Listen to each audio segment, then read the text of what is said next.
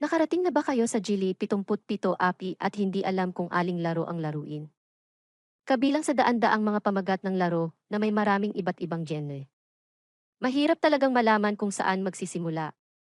Kaya ngayon ipapakita ko sa iyo ang 3 genre ng laro na dapat mong laruin sa unang pagkakataon. At anong mga mode ang dapat mong salihan upang mapataas ang iyong rate ng panalong. Alamin natin kung ano ang mga laro. Darating tayo sa unang genre ng laro ng Gili 77. Yan ang laro ng slots ng Gili 77. Sa slots, mayroon akong 2 opsyon para sa iyo. Ito ay sina Charge Buffalo at Boxing King. Ang 2 larong ito ay may average na antas ng multiplayer. Ngunit mayroon itong mas mataas na rate ng panalo kaysa sa karamihan ng iba pang mga mode ng slots.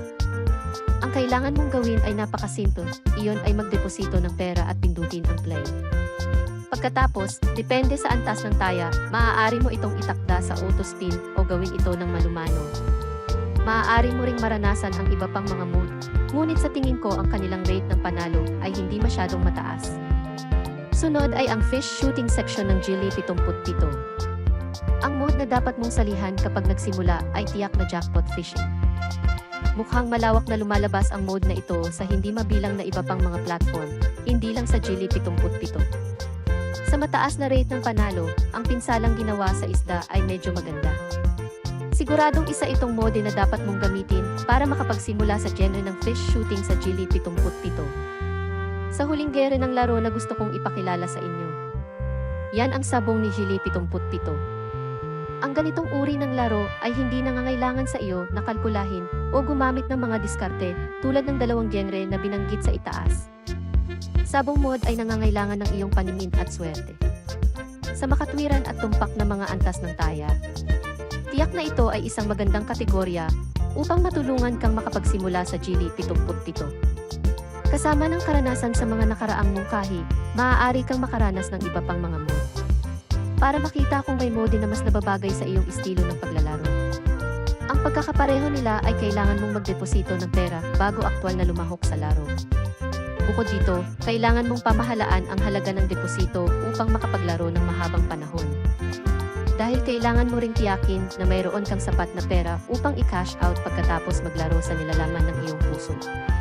Tungkol sa kung paano magdeposito at mag-withdraw ng pera para sa Gili 77. Gumawa ako ng video tungkol sa kanila sa aking channel. Mangyaring hanapin at panoorin muli ang video.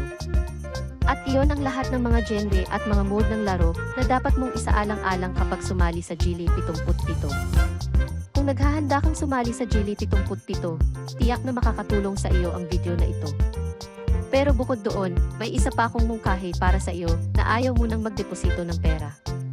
Yan ang Tongit CU API na madalas kong napag-usapan sa nakaraang video.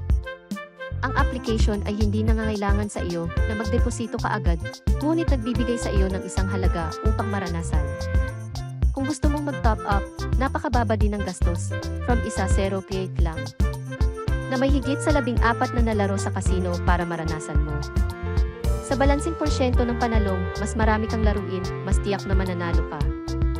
Bukod dito, maaari kang mag-cash out ng halos komportable araw-araw ng walang limitasyon. Ang application ay bumubuo ng isang natitirang bersyon ng website at inaasahang ilulunsad sa malapit na hinaharap.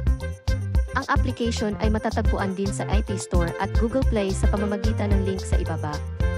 Ito rin ay maaaring isang pagkakataon para sa iyo, samantalahin ngayon. Sa puntong ito ay kumpleto na ang video.